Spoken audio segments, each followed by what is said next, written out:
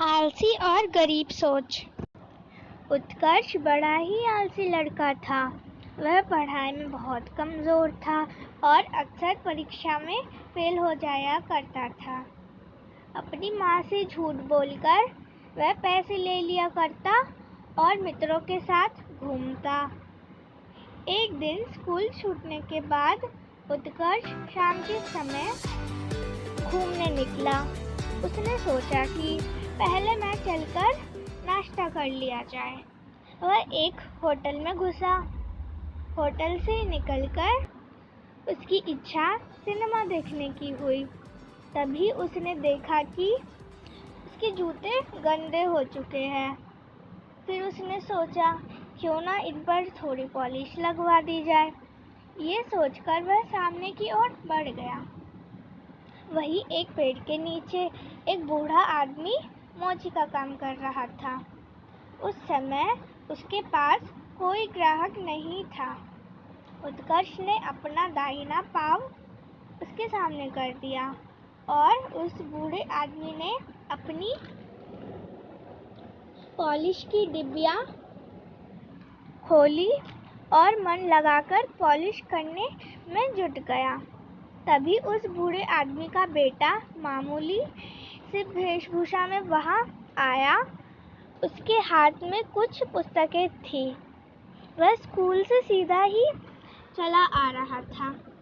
आते ही उसने पुस्तकें एक किनारे रख दी और बड़े प्रसन्न मन से अपने पिता से बोला, बापू अब तुम उठो, दिन भर काम करते करते तुम थक गए होंगे, ज़रा आराम कर लो, सर के जूते मैं चमका देता हूँ। अपने बेटे की बात सुनकर बूढ़ा आदमी धीरे से उठा और घर की ओर चल दिया। यह सब देखकर तो उत्कर्ष अचरज में पड़ गया। उसने पूछा, क्यों भाई, क्या तुम कहीं नौकरी करते हो? जी नहीं, मैं पढ़ता हूँ, बूढ़े आदमी के बेटे ने कहा।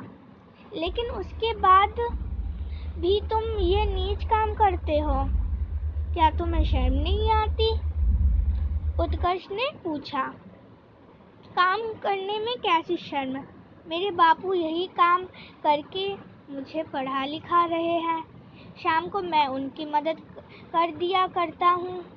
बूढ़े हो गए हैं ना, थक जाते हैं।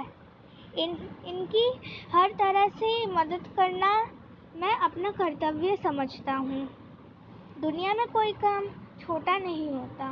दरअसल जो काम करता है उसे ही बड़ा आदमी कहलाता है। उस लड़के ने जवाब दिया। उस लड़के की यह बात सुनकर उत्कर्ष जैसे आसमान से धरती पर आ गिरा।